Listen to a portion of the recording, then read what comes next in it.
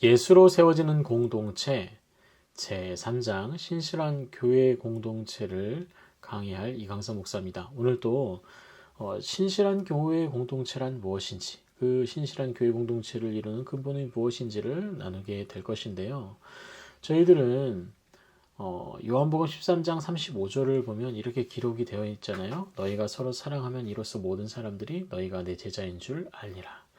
그렇죠. 교회 공동체를 이루는 것은 사랑하면서 모든 사람들이 예수 그리스도의 제자인 줄을 인식하게 되는 것으로 교회 공동체는 시작됩니다.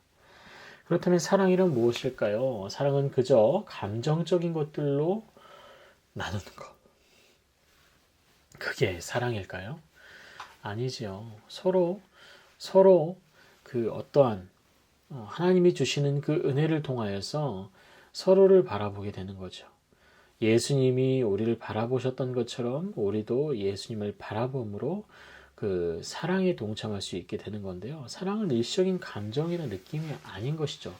성경에서 말하는 사랑이라는 것은 하나님의 영광, 하나님이 만들어주신 그 사랑을 우리가 경험함으로 우리가 그 감정을 베푸는 것, 그것이 바로 사랑인데요. 사랑의 의미로서는 하나님의 영광에 대한 반응, 그리고 우리의 모든 헌신, 우리의 내려놓음, 우리의 지체들을 향한 마음이 사랑이라고 할 수 있는 거죠. 어떻게 하면은 사랑을 나눌 수 있을까요? 히브리서 13장 3절에 보면 너희도 함께 갇힌 것 같이 갇힌 자를 생각하고 너희도 몸을 가졌은즉 학대받는 자를 생각하라 라고 기록합니다. 사랑이라는 아주 단순합니다. 우리가 성도들을 다 지체라고 하죠. 지체가 무엇인가요? 예, 몸뚱아리입니다. 오장육부. 그 오장육부가 다 하나같이 연결이 되어 있고 손가락 마디 하나만 아파도 온몸이 고통스러움을 느끼게 되는 그 지체란 말이죠. 때문에 사랑을 나눈다는 것은 타 지체의 고통도 나의 고통으로 가져올 수 있어야 된다는 것입니다. 이게 굉장히 공간을 초월하고 또 어떤 시간을 초월하는 형태인데요. 이 공동체라는 것을 깊게 공부하다 보면 이 사랑으로 인해서 모든 것들을 포기하는 사람들이 등장을 합니다. 오늘 또 이 사람들이 등장을 하는데 후반부에 가면 한번 이 내용들을 다시 나눌 것입니다. 교회는 실은 사랑으로 모였습니다. 그런데 이 교회의 특이점들이 있어요. 뭐냐면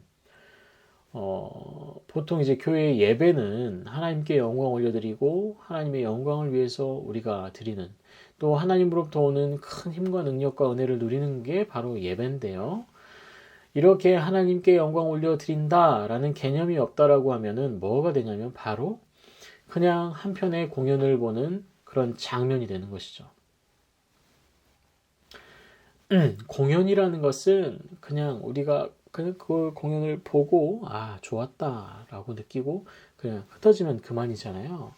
하지만 교회는 그렇지 않아요. 이루어지는 설교와 찬양과 모든 순서를 다 은혜롭게 나의 것으로 가져오는 것이지 그것을 보고 감상하고 느끼고 떠나는 것이 교회가 아니죠. 우선 이렇게 공연으로 인식하지 않기 위해서는 우리가 하나님의 사랑을 충만하게 누리는 사람이어야 됩니다. 또 하나님의 영광을 우리가 충만하게 알 수 있는 사람이어야 하는 것이죠. 또한 함께 식사한다는 의미도 독특합니다. 안면식도 없는 사람과 함께 교회 안에 묶이게 되면 그 사람과 함께 식사를 나누는데요. 세상에서는 안면식이 없는 사람과 식사를 하는 것이 쉽지 않고요. 또 식사를 하지 않습니다. 왜 그러냐면 큰 의미가 없으니까요. 하지만 교회 안에서는 이 식사를 한다는 건요. 이미 한 공동체, 한 가족으로서 인정을 한다는 것이죠.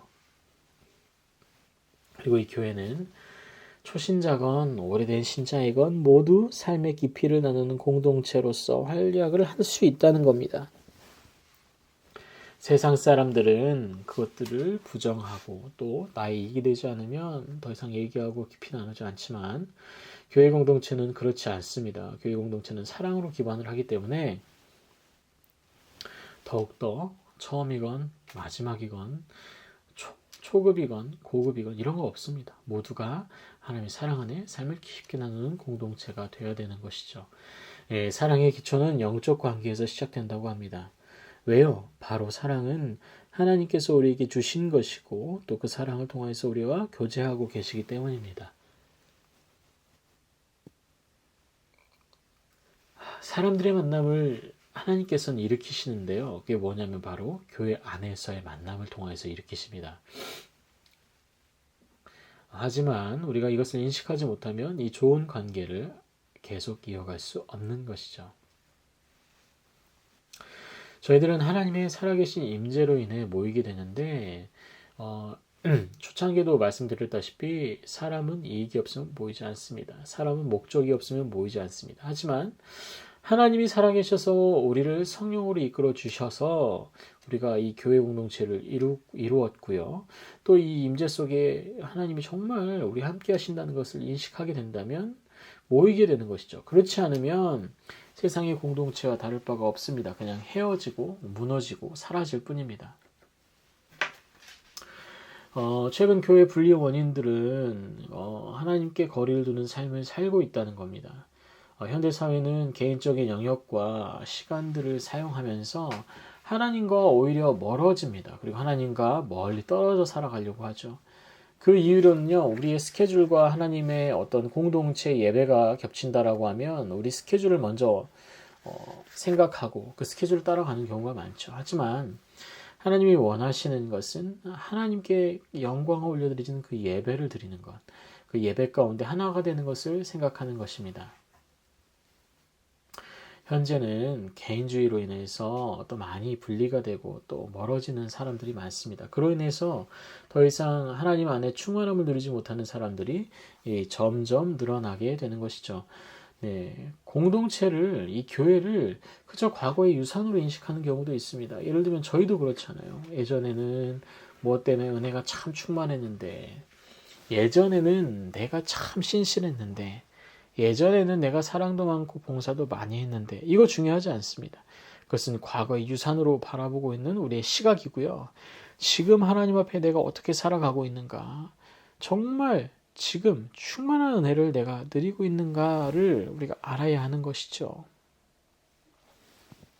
또한 교회는 또 함께함, 연합으로 나아갑니다. 진심으로 사랑하고 우리가 나누어야 하는데요. 이 나눔이라는 게 어떤 거냐면 대화도 있잖아요. 그리고 또 우리의 재산도 있잖아요. 이 양적인 부분들을 나누는 것들도 또 포함이 됩니다. 진심으로 사랑하고 나누는 거. 내가 정말 관심이 있어 하고 제가 정말 사랑하는 사람이라면 그 사람에게 나누어주는 재산이나 또 먹을 거나 또 대화는 실은 굉장한 의미를 가지게 되는 건데요. 이렇게 생각해 보시면 되는 거예요.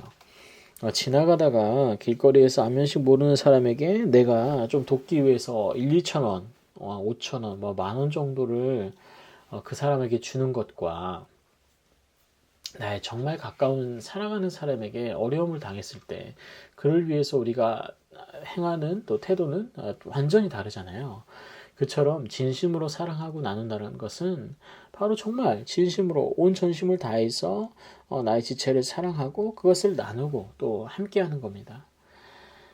그리고 우리 안에 하나님 나라가 임할 수 있도록 항상 기대해야 되는데요. 우리 안에서 진짜 하나님 나라가 임한다는 게 뭐냐면 바로 공의와 사랑과 또 화평이 우리 공동체 안에 임하는 겁니다. 나의 삶에 임하는 것이죠. 또 나눔을 할 때 가식이 없고 또 깊은 나눔으로 하나님의 사랑을 인정하는 것으로 또 행동으로 나아가는데요. 우리가 진심으로 하나님의 사랑을 인정하면 그 사랑에 대한 반응은 아주 극적이에요. 제가 잘 알고 있는 한 선교사분이 계시는데 그분이 자녀가 6이었습니다. 그런데 비행기 사고로 5을 잃고 그리고 하나가 남은 거예요. 얼마나 하나님이 원망스럽겠어요. 그것도 선교를 가는 그 비행기 안에서. 그런데 생각해보면 그 사건으로 인해서 이분이 정말 하나님의 사랑에 대한 묵상을 많이 하게 됩니다. 그리고 정말 사랑을 베풀며 살아요. 제가 학부를 다닐 때 이분의 도움을 굉장히 많이 받아서 그냥 실질적으로 어머니처럼 대했거든요.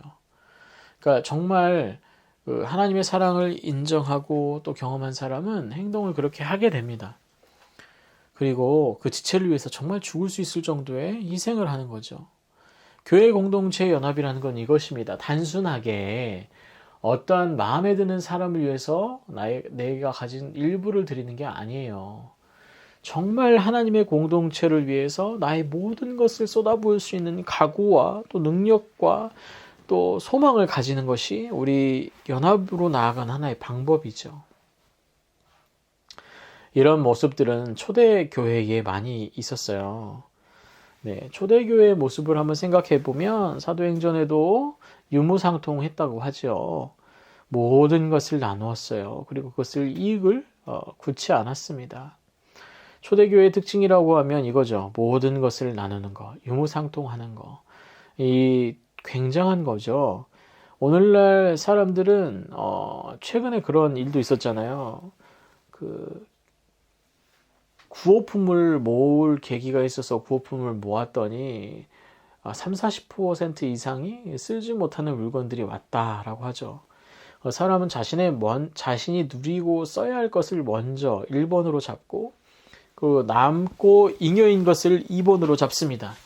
자, 그런데 초대교회는 그게 아니었다는 거거든요. 모두 다 1순위로 두었다는 거예요. 지금 자신이 사용하고 자신의 재산들을 또 자신의 마음들을 또 자신의 상황들을 모두 헌신했다는 겁니다. 에버하트 아놀드라는 사람이 이렇습니다. 궁극적으로 모든 것을 포기하는 사랑은 그것에 의해 그리스도인들이 알려지는 주요 표지였기에 사랑의 감소는 그리스도의 영을 상실하는 데까지 이르는 것으로 간주되었다. 그러니까 사랑 없으면 그리스도인은 아니래요. 이 사랑에 자극받은 많은 이들이 다른 사람을 위해 자신의 노예를 팔거나 채무자의 감옥에 가기도 했다라고 하거든요. 결국엔 뭐예요? 정말 사랑이 역사하는 공동체가 아니면 교회라고 할 수 없는 거죠. 많은 것들을 좀 이렇게 더 고민하게 되는데요.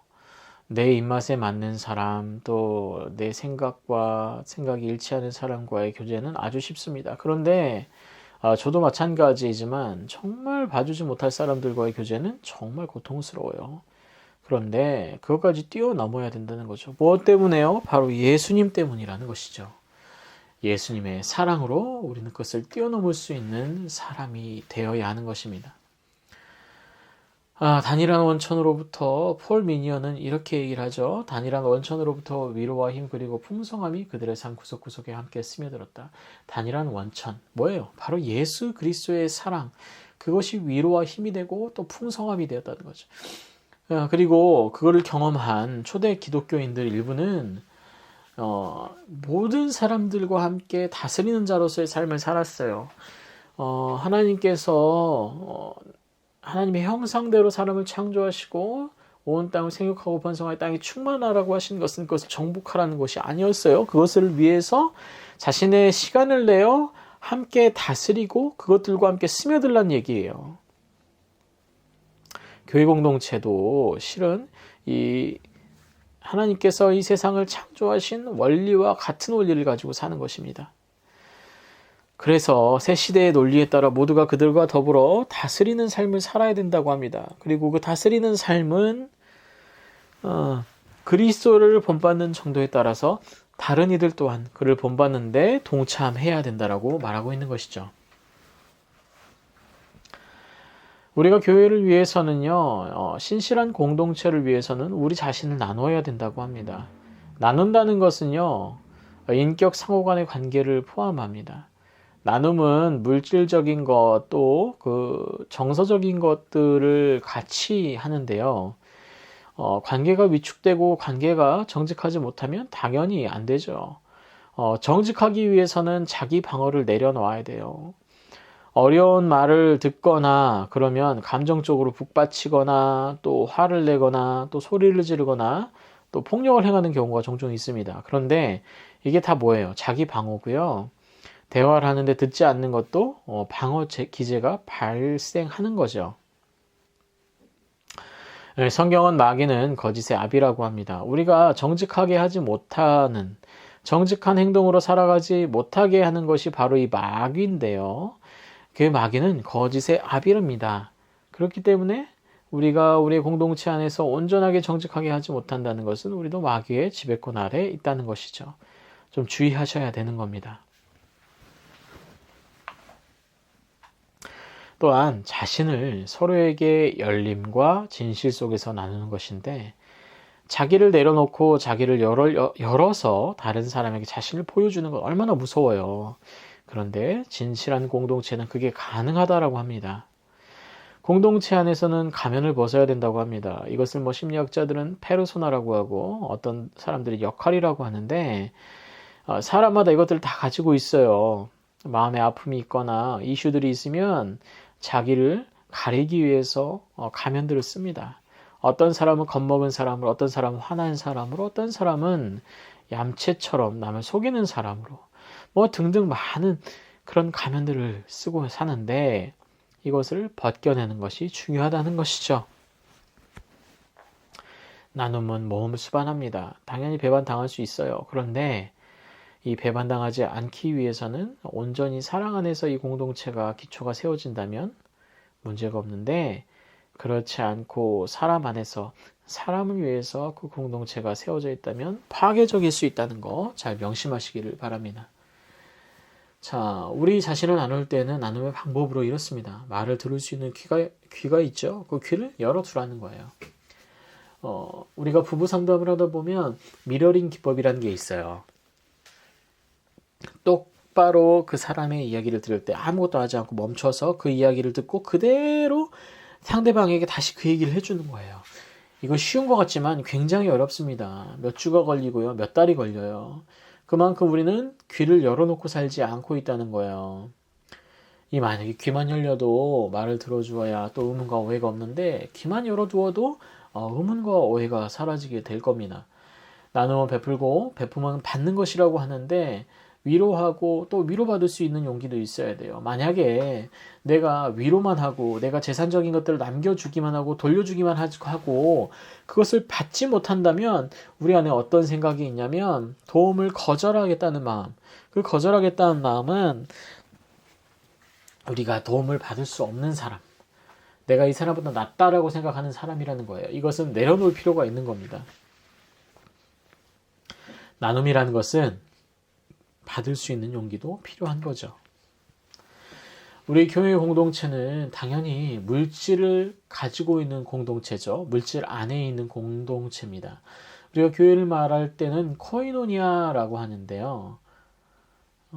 이 코이노니아는 성령의 역사가 있어야만 코이노니아로 이루어질 수 있다라고 해요. 이 코이노니아는 연합체, 공동체, 함께하는 것을 얘기를 하는데, 영적인 나눔을 위해서도 우리가 성령의 역사하심이 있어야 되는 거고, 이 성령의 역사하심으로 인해서 우리가 지속적으로 만나고 함께 기도하는 것, 그리고 절대로 공동식탁의 그 과정을 없애지 않아야 된다는 거예요.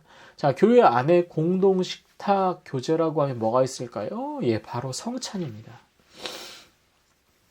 이 성찬은 하나님이 우리에게 주신 공동식탁이에요. 계층과 또 상황을 초월해서, 시간을 초월해서 지금까지도 우리가 함께 나눕니다. 가난하건 부유하건 또 어떤 사회적인 지위가 높건 낮건 다 상관없이 공동식탁을 나누는 거죠. 에버하트 아놀드는 사유재산과 개인 소유물을 폐지하는 유일한 길은 생명을 창조하는 성령의 직접적인 권능을 통해서였다라고 합니다. 사실은 우리가 가지고자 하는 것은 모든 소유의 숨막히는 이기적인 것이죠. 이기적인 기생, 뭘까요? 그러니까 우리가 얻고자 하는 것을 여러 가지 방법으로, 온갖 방법을 동원해서 소유한다는 것, 그리고 그것을 통해서 산다는 것, 기생한다는 것, 내 자력으로 사는 게 아니고 기생한다는 것, 문제가 있잖아요. 이처럼 내 개인 어떤 물건, 내 개인 자산에 대해서 욕심을 가지는 것은 사악한 이기심이죠. 그런데 사악한 이기심이 사랑에 의해서 죽었을 때만 이 우리의 끝없는 소유욕은 끝날 수 있는 것이죠. 초대 기독교의 순교자였던 저스틴은 전에는 무엇보다 돈과 재산을 귀하게 여겼던 우리가 이제는 우리의 가진 모든 것을 모두를 위한 곳간에 두어 필요로 하는 모든 이와 더불어 나눈다 라고 기록했거든요. 이게 뭐냐면 이제 내가 컨트롤하지 않겠다. 나의 자산을 또 나의 생활이 나의 것들이 이제 사라진 겁니다. 이제 교회의 것들과 하나님의 공동체의 것들로 다 변화가 되는 것이죠. 당시에는 이 문화로 인해서 많은 이들이 구제됐는데 성도뿐만 아니라 나가 있는 소외된 계층까지도 이 구제의 긍휼로 인해서 하나님을 만나게 됩니다. 저희 교회도 이 긍휼 사역하고 있잖아요. 이처럼 이것이 하나님을 만나는 계기, 또 하나님의 공동체를 이어가는 계기, 또 사랑의 발현의 계기가 되는 것이지요. 자, 그렇다면 코이노니아의 현실적인 해석은 무엇일까요? 모든 물건을 공용으로 하라. 또 동등한 수준으로 삶으로 살아가는 거죠. 내가 무엇이라고 자랑하기 위해서 무언가를 더 행하거나 만들지 않는 것, 그리고 더 많이 더 행하는 게 아니라 더 섬김으로 나가는 것, 그리고 전적 드림으로 소유나 통제를 멈추는 것이죠. 포기하는 거예요. 전적 드림이라는 건 초대 기독교에서 얘기했던 것처럼 자신의 것을 모두 내려놓을 수 있는 용기를 가진 것입니다. 이 포기하는 것은요, 오히려 하나님 안에서 은혜를 누리는 길이기도 해요. 소유물에 대한 주장을 선뜻 포기하지 않고자 하는 것, 그것은 나의 삶을 통제하고 싶어 하는 것이죠. 경제적인 여건이 제일 필요가 아니라 제2 필요가 될 수 있어야 한다는 것은 뭐냐면 나의 삶의 최우선이 이 나의 재산이 아니라 이 공동체, 교회가 되어야 한다는 것, 또 믿음이 되어야 된다는 것을 말하는 것이죠. 자, 초기 미국 개척 시대에는 형제단 교회 선언을 하는 경우가 많았어요. 이 형제단 교회는 조금 이런 공동체를 우선시하는 집단이었는데요. 이들이 교회 안에서 선언했던 것들을 살펴보면 이렇습니다. 내 것을 말해줄 수 있는 정도는 이 토대 위에서인데 곧 회중에 안팎에 있는 가난한 이와 고통당하는 자의 필요를 채우는 그때까지 섬기고 보관하기 위해 이것을 내 것이고 저것은 내 것인 것이다 라고 기록했거든요. 뭐냐면 복잡하게 생각할 거 없습니다. 교회 안에 모여져서 있는 어떤 경제적인 것들은 다 모두 가난한 일을 위해서 사용될 교회의 것이라는 것이죠. 하지만 그것이 아닌 것은 당신의 것이라는 거예요. 그러니까 믿음을 가지고 있고 온전하다면 교회 안에서의 어떤 그런 시련들을 따르는 것, 그리고 자신의 재산을 포기하는 것을 얘기를 하는 거예요. 그런데 오늘날을 살아가는 저희에게도 이 재산 포기가 무슨 의미가 있느냐, 이게 좀 이기적이지 않느냐라고 얘기를 하죠. 물론 이단들도 이것을 사용해가지고 자신의 경제적인 것들을 추구하기도 합니다. 가장 건강한 것은요, 지금 내가 살아가는 어떤 업체, 경제, 이렇게 돈을 버는 수단, 그리고 내가 살아가는 이 집, 이 모든 것을 실은 하나님이 주셨음을 인식하는 것으로부터 시작이 되는 겁니다. 근데 이것을 인위적으로 막 떼어서 교회에서 달라는 게 아니에요. 무엇이냐면 하나님이 필요로 하실 때에 이것에 대한 욕심을 내가 가지지 않을 수 있도록 계속 스스로 훈련하는 겁니다. 이것은 하나님의 것이다. 내가 사는 것도 하나님의 삶이다. 내가 이렇게 살아가는 것도 하나님의 이끄심이다. 모든 것이 하나님을 통하여 이루어진다는 것을 인정하는 것, 그 인정하는 것이 굉장히 필요한 것이죠.